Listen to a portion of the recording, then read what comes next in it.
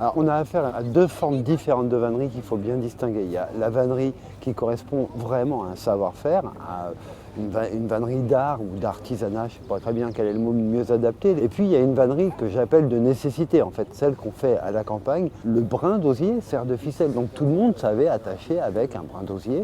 Et cette vannerie-là, à la différence de la vannerie plutôt artisanale ou artistique, elle est en train de disparaître. C'est-à-dire que là, on est sur un savoir qui ne se transmet plus, en fait.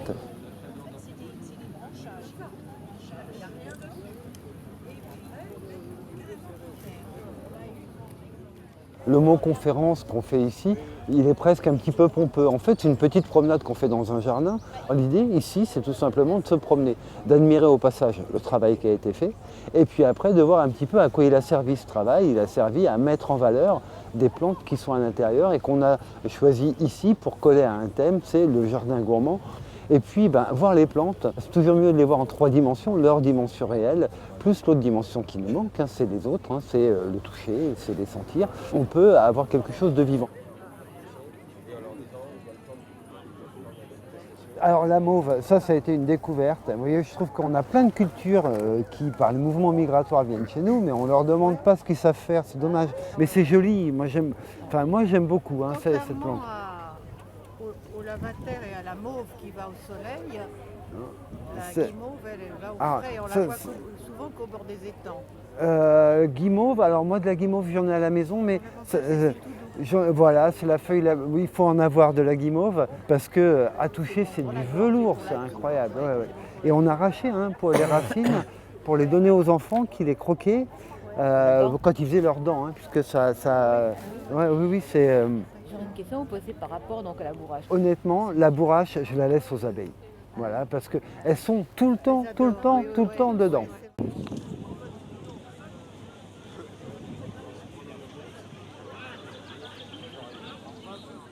Moi j'ai une question sur la plante d'huître en fait. La... Caillou d'huître. Oui, la myrtantia. Voilà, ouais. Donc, j'avais un très beau pot l'année dernière, donc elle a disparu cet hiver. Normal. J'ai changé de pot et elle n'est pas terrible. Je ne sais pas ce qu'il faut mettre comme terre en fait. Alors, drainant. Vous faites un mélange, 2 tiers sable, oui. un tiers terreau. Un truc à faire, vous allez voir, elle fleurit bleue dans un premier temps. Après, les fleurs deviennent roses. Ça veut dire qu'elle a été fécondée. Quand la fécondation est faite, elle ne fait plus d'efforts, elle redevient rose.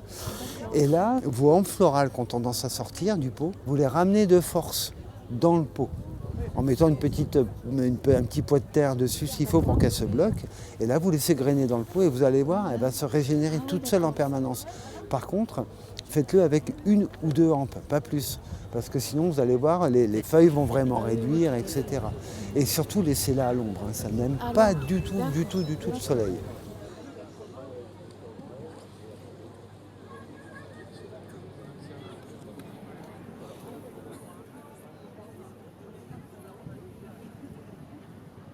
Donc là, on a un plessis qui est fabriqué avec de l'osier de ma culture, en tant qu'osiriculteur, tressé par mes soins en tant que vannier. Cet osier-là, pour qu'il puisse résister à l'extérieur, on l'a écorcé et on l'a traité autoclave. Et là, pour un choix purement esthétique, on a décidé de le teindre, mais ce qui n'est pas obligatoire. Donc avec ce style de matériaux, donc l'osier, on peut avoir des finitions qui soient très ouvragées. L'osier qui, même traité dans ces conditions-là, dans plus ou moins 10 ans, on a une fragilité qui se fait sur le brin. Donc tant que ça ne prend pas de choc, ça peut encore durer. Mais si vous arrivez avec la brouette, un coup d'accident, un coup de pied, un coup d'outil, il va devenir fragile. Autant aujourd'hui, il peut résister à tout ça que dans 10 ans, il y aura cette fragilité. Donc je me suis tourné sur un autre matériau. Donc là, on a le malacca. Donc là, malheureusement, je ne peux pas le cultiver. C'est un matériau qui pousse en forêt tropicale. Alors par contre là au niveau résistance c'est vraiment spectaculaire. Donc maintenant je vais vous faire voir son vieillissement. J'ai amené sur le salon d'autres exemples anciens.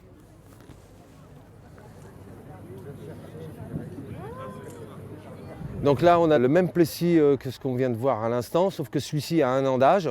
Donc on peut voir physiquement que la couleur s'est estompée on va dire avec le temps. Là c'est les UV, c'est la lune, c'est les intempéries. Voilà, donc la face sud se palliera plus rapidement que la face nord. Et maintenant, je vais vous en faire voir un qui a 15 ans d'âge et vous allez voir au niveau résistance, c'est incomparable à tous les autres matériaux.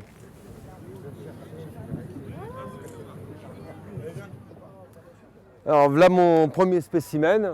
Et donc il a 15 ans que je l'ai réalisé. Au bout de 15 ans, au niveau de sa solidité, il n'a rien perdu.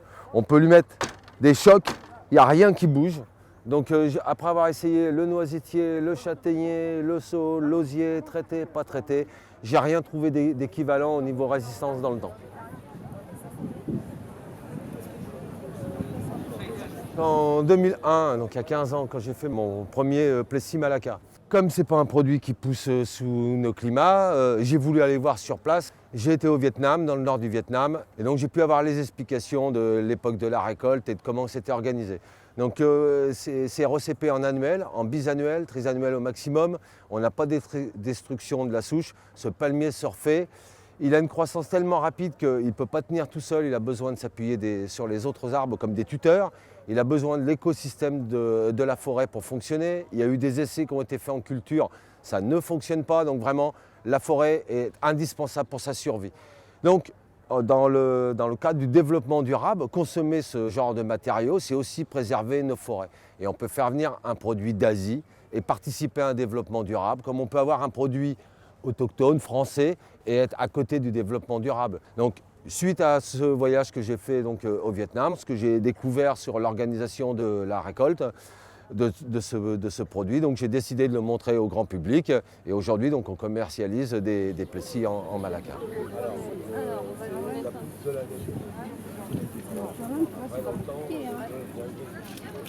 Et après, ça fait 40 €, mais j'en ai réussi à faire quelque chose.